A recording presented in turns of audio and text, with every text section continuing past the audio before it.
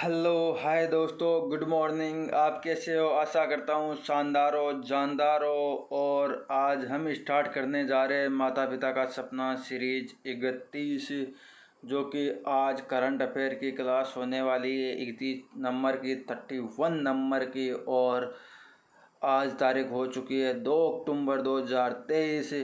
तो दोस्तों, बहुत ही शिद्दत से, बहुत ही ईमानदारी से क्लास को लेना। और अब हम मोटिवेशन कोड की ओर आगे बढ़ते हैं। नोटबुक और पेन उठा लीजिए और तैयार हो जाए इस क्लास को लेने के लिए। माता पिता अपने बच्चों के सपनों को पूरा करने के लिए उन्हें पर्वतों की भांति मजबूत बनाते हैं, क्योंकि सब माता पिता अपने बच्चों को बहुत मजबूत बनाना चाहते हैं कि जो हमारे अंदर समस्या है, जो हमारे अंदर बाधा है, वो मेरे बच्चों में नहीं है। ये सब ही माता पिता चाहते हैं। जबकि बच्चे उनके विपरीत चलने वाले होते हैं, तो उनको भविष्य में बहुत ही दिक्कतों का सामना करना पड़ता है। इसलिए दोस्तों, अपने माता पिता के खिलाफ मत जाओ। वो जो बोलते हैं वो सच्ची बोलते हैं, आपकी भलाई के लिए बोलते हैं। इसलिए आप पढ़ते रहो और जो उनका सपना है जॉब लग के दिखाना, उससे अच्छी ही जॉब लग के आप दिखाओ। वो आपको सिपाही की जॉब मांगते हैं, तो आप उससे बहुत ही बढ़िया लेवल की, ऑफिसर लेवल की जॉब लग के उनको दिखाओ। और फिर जो आप जॉब लगने के बाद उनके जो चरणों को आप छुओगे और जो उनके खुशी के आंसू टपकेंगे, उनका मज़ा ही कुछ अलग होगा। क्वेश्चन नंबर 1 की ओर आगे बढ़ते हैं। 19वीं एशियाई खेलों में 50 मीटर राइफल 3P व्यक्तिगत स्पर्धा में किसने स्वर्ण पदक जीता है? तो अभी हाल ही में व्यक्तिगत स्पर्धा में शिवपत कौर समरा ने जीता है। ये 50 मीटर के अंदर शिवपत कौर समरा ने ये पदक जीता है।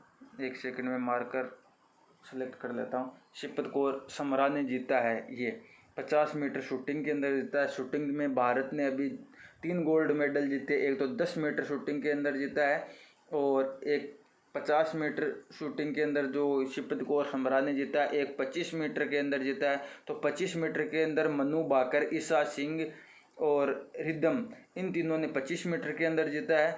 10 मीटर के अंदर ऐश्वर्या, रुद्राक्ष और दिव्यांशु, इन तीनों ने जीता है शूटिंग के अंदर 10 मीटर के अंदर। अच्छा, इसको क्रम वाइज मैं आपको बता देता हूँ।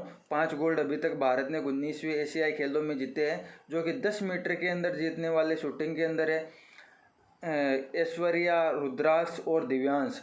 फिर दूसरा गोल्ड मेडल महिला क्रिकेट टीम ने जीता है श्रीलंका को हराकर। तीसरा गोल्ड मेडल 41 सालों के बाद घुड़सवारी में 1982 के बाद अभी जीता है। और चौथा गोल्ड मेडल भारत ने शूटिंग के अंदर जीता है 25 मीटर के अंदर, 25 मीटर पिस्टल के अंदर, जिसके अंदर है मनु भाकर, ईशा सिंह और रिदम। और पांचवा गोल्ड मेडल जो अभी हाल ही में जीता है शूटिंग के अंदर, जीत के लाइए शिवपत कौर समरा। और अब इसकी शॉर्ट जानकारी जो कि आ सकती है एग्ज़ाम के पॉइंट ऑफ व्यू से, वेरी इंपॉर्टेंट है। ये 19वें नंबर के एशियाई गेम है। पहली बार 1951 में भारत के अंदर आयोजित हुआ। भारत अब तक 2 बार इसका होस्ट रह चुका है, 1951 और 1952 के अंदर। जो 2023 वाले जो एशियाई गेम है 19वें नंबर के, ये होंगजो चीन के अंदर हुए। और 2018 के जो 18वें क्रम के ये एशियाई गेम है वो इंडोनेशिया के अंदर हुए। क्वेश्चन नंबर 2 की ओर आगे बढ़ते हैं। हाल ही में ऑस्कर 2024 में सर्वश्रेष्ठ विदेशी भाषा फिल्म श्रेणी में भारत का प्रतिनिधित्व करने वाली फिल्म कौन सी है? तो ये जो भारत का प्रतिनिधित्व करने वाली विदेशी फिल्म है 2018 एवरीवन इज ए हीरो, ये फिल्म हो गई। क्वेश्चन नंबर 2 का आंसर ऑप्शन नंबर बी हो चुका है। अब इसके बारे में शॉर्ट इन्फॉर्मेशन और ले लेते हैं हम, जो कि ये 2024 है, इसकी ऑफिशियल एंट्री कर चुकी है ये film. 2018 everyone is a hero, ये फिल्म ऑफिशियल एंट्री कर चुकी है। ये मलयालम भाषा की फिल्म है। इसके निर्देशक एंथनी जोसेफ है। और जो केरल में 2018 के अंदर जो भीषण बाढ़ आई थी उसके बारे में बनाई हुई है फिल्म है। और 95 नंबर का ये ऑस्कर है। नाटू नाटू सॉन्ग को भी ऑस्कर मिल चुका है। ये RRR फिल्म का सॉन्ग है नाटू नाटू, और इसके सिंगर MMM किरवाणी है। जबकि the elephant whisper short documentary, इसको भी ऑस्कर मिल चुका है अभी हाल ही में। क्वेश्चन नंबर 3 की ओर आगे बढ़ते हैं। ये आपके सामने ये फिल्म है, ये आप देख सकते हो, इसकी जो सीन दिखाया गया है। क्वेश्चन नंबर 3, प्रतिवर्ष वर्ल्ड मैरीटाइम डे कब मनाया जाता है? तो प्रतिवर्ष वर्ल्ड मैरीटाइम डे ये मनाया जाता है 28 सितंबर को। जो सितंबर का अंतिम गुरुवार होता है, अंतिम जो रविवार होता है, उस दिन ये मनाया जाता है। सितंबर के अंतिम रविवार को मनाया जाने वाला है और पर्यावरण को ध्यान में रखकर समुद्र का विकास करना इसका उद्देश्य या थीम हो गई है। जो इसकी थीम है ये आप देख सकते हो, world maritime day themes is for 2023 MARPOL 850 over commitment goes on. ये आप इसके सामने, ये आपके सामने ये थीम हो गई, आप देख सकते हो। एक सेकंड दोस्तों, इसके अंदर ये वाइट कलर है और वाइट से साफ नहीं दिख रहा, ये आप देख सकते हो, ये इसकी थीम हो गई है। क्वेश्चन नंबर 4 की ओर आगे बढ़ते हैं। हाल ही में 13वां हिंद प्रशांत सेना प्रमुखों का सम्मेलन कहाँ हुआ? तो ये सम्मेलन अभी हाल ही में जो हुआ है भारत के अंदर हुआ है, जो कि 13वें क्रम का ये सम्मेलन हुआ है। इसका होस्ट भारत नई दिल्ली हो गया है और नई दिल्ली में जो मानक साध सेंटर है वहाँ पर इसका आयोजन हुआ है और इसका को होस्ट यूएसए हो गया। शांति स्थापित करना इसका उद्देश्य हो गया है और इसके अंदर जो अपने प्रधानमंत्री है, प्रधानमंत्री क्या, अपने जो रक्षा मंत्री राजनाथ सिंह है, वो आप इस सामने देख सकते हो। ये रक्षा मंत्री राजनाथ सिंह है जो आपको दिखाई दे रहे हैं। इसके अंदर 30 देशों ने भाग लिया है और ये 13वें क्रम का हो गया है। क्वेश्चन नंबर 5 की ओर आगे बढ़ते हैं। जेपी मॉर्गन भारत के सरकारी ब्रांड को अपने इंडेक्स इमर्जिंग मार्केट्स सूचकांक में कब शामिल करेगा? तो ये इंडेक्स इमर्जिंग सूचकांक में जून 2024 के अंदर शामिल करेगा। अच्छा, इसके बारे में हम थोड़ी और इन्फॉर्मेशन ले लेते हैं। तो इसके अंदर जैसे कि 330 बिलियन डॉलर मार्केट बोरिंग यानी मार्केट को बढ़ाना इसका उद्देश्य हो गया है। जारी करने वाली संस्था जेपी मॉर्गन है और विकासशील देशों, उभरती हुई अर्थव्यवस्था, उसका ये जो है संगठन है, उसका सूचकांक है ये। इसका आप यहाँ देख सकते हो इमर्जिंग मार्केट्स, इसका मतलब भी ये है कि विकासशील या इमर्जिंग बढ़ती हुई अर्थव्यवस्था, इसका मतलब हो गया है। क्वेश्चन नंबर 6 की ओर आगे बढ़ते हैं। हाल ही में नई दिल्ली में प्रारंभ भारत की पहली ग्रीन हाइड्रोजन फ्यूल सेल बस किसने विकसित की है? तो ये अभी हाल ही में विकसित की है इंडियन ऑयल ने। इसका क्वेश्चन नंबर 6 का आंसर IOL यानी कि ऑप्शन नंबर बी करेक्ट हो जाएगा, IOCL। इसकी शुरुआत जो कि अपने ये मंत्री है हरदीप सिंह पुरी, पेट्रोलियम एवं प्राकृतिक गैस मंत्री हरदीप सिंह पुरी है, ये इसकी स्टार्टिंग करने वाले हैं और इसका निर्माण करने वाली कंपनी इंडियन ऑयल हो गई है। इंडिया गेट नई दिल्ली से इसकी शुरुआत हुई है और जो फ्यूल है इसका निर्माण फरीदाबाद हरियाणा के अंदर हो रहा है। इसकी क्षमता 300 किलोमीटर तक है, 300 किलोमीटर तक चलने वाली है बस है। इसके अंदर 30-30 kg के 4 सिलेंडर लगाए जाएंगे। इसका उद्देश्य ये कार्बन उत्सर्जन को कम करना और उत्सर्जन के रूप में ओनली फॉर ये पानी ही उत्सर्जित करेगी और 2050 तक हाइड्रोजन की मांग है 4 से 7 गुना तक बढ़ जाएगी।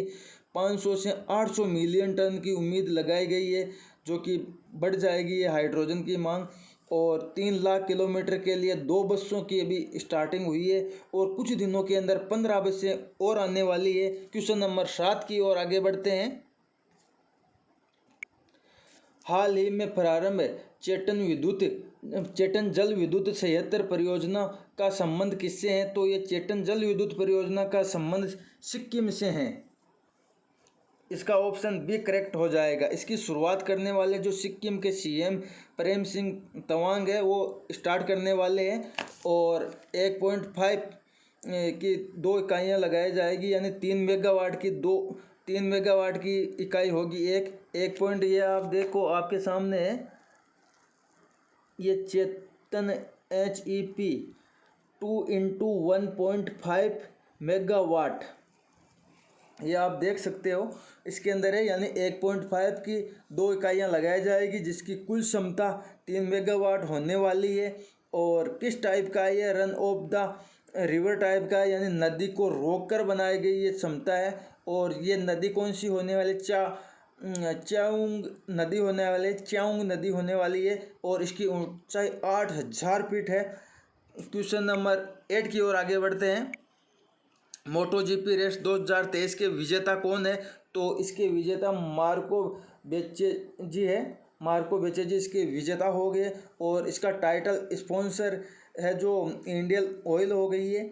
और ये जो टीम है मुन्नी विहार 46 इस टीम का नाम हो गया। 2023 के अंदर फर्स्ट बार भारत के यूपी के ग्रेटर नोएडा के बुद्ध सर्किट पर इसका आयोजन हुआ है अभी हाल ही में। क्वेश्चन नंबर 9 की ओर आगे बढ़ते हैं। इससे पहले कि ये आप देख सकते हो ये विजेता मार्को बेच्चेजी ये आपके सामने है। क्वेश्चन नंबर 9, हाल ही में जापानी कंपनी न्यूलिक्लो ने किसे भारत का अपना पहला ब्रांड एम्बेसडर नियुक्त किया है? तो न्यूलिक्लो ने अभी हाल ही में कैटरीना कैफ को अपना ब्रांड एम्बेसडर नियुक्त किया है, जो कि एक कपड़े की कंपनी है। इसने अभी कैटरीना कैफ को किया। पेप्सी को इंडिया का ब्रांड एम्बेसडर रणवीर कपूर है। और ICC जो अभी क्रिकेट का वर्ल्ड कप हो रहा है भारत के अंदर आयोजन हो रहा है, इसका ब्रांड एम्बेसडर शाहरुख खान हो गया। इनफोसिस के मेल के अंदर तो राफेल नडाल हो गया और फीमेल के अंदर इगा स्विटेक होगी। गुच्ची की आलिया भट्ट हो गई और सेवलॉन का हैंड एम्बेसडर सचिन तेंदुलकर हो गया। क्वेश्चन नंबर 10 की ओर आगे बढ़ते हैं। हाल ही में चर्चा में रही चांग परियोजना का संबंध किससे है? तो इस परियोजना का संबंध छत्तीसगढ़ से है। और ये चांग परियोजना है जो स्कूल की शिक्षा को चमकाएगी। आपके सामने शिक्षा गुणवत्ता सरकार का साहसी कदम, यानी सरकार का साहसी कदम इसके अंदर है। जो परियोजना जो है इसके अंदर परियोजना में 5 वर्षों के लिए 2.5 करोड़ देंगे विश्व बैंक। और सहमति राज्य सरकार ने केंद्र सरकार से मांगी है। प्रदेश में सभी स्कूलों को किया जाएगा अपडेट। स्मार्ट बोर्ड मिलेगा, इसका स्मार्ट क्लासरूम मिलेगा, लैब मिलेगा, लाइब्रेरी जैसी सुविधाएं होगी इसके अंदर। ये आप देख सकते हो इसके अंदर लाइब्रेरी जैसी सुविधाएं, स्मार्ट बोर्ड, स्मार्ट MS, ये लाइब्रेरी सब इसके अंदर दिया हुआ है। परियोजना हेतु 5 वर्षों में 2.5 करोड़ देने विश्व बैंक ने दी सहमति। राज्य सरकार ने केंद्र सरकार से मांगी अनुमति। बुनियादी शिक्षा अधोसंरचना विकास, शिक्षकों में व्यावसायिक शिक्षा हेतु समता विकास जैसे 6 क्षेत्रों में होगा कार्य। यानी कि जो व्यवसाय की जो पहले स्टूडेंटों को व्यवसाय की जानकारी शिक्षकों के द्वारा दे दी जाएगी। जैसे कि आज जॉब के लिए बहुत से स्टूडेंट भाग रहे हैं तो उनको धंधा करने के बारे में ये बता दिया जाएगा कि इस प्रकार से आप व्यवसाय करो और दूसरे को भी जॉब दे सकोगे। Thank you so much, always keep smile. दोस्तों आज की आपको क्लास कैसी लगी? आज का आपको सेशन कैसा लगा? अगर आपको अच्छा लगा तो लाइक करें, कमेंट करें और अपने सभी दोस्तों के साथ शेयर करें। मैं वादा करता हूं दोस्तों, अगर आपने ये क्लास बहुत ही शिद्दत से ली और 12 महीने तक रेगुलर ले ली तो कोई सा भी एग्जाम क्यों ना हो, IAS का भी, आपके इस क्लास से बाहर एक भी क्वेश्चन नहीं जाएगा। Thank you so much, always keep smile. इसी के साथ मैं विदा चाहता हूँ।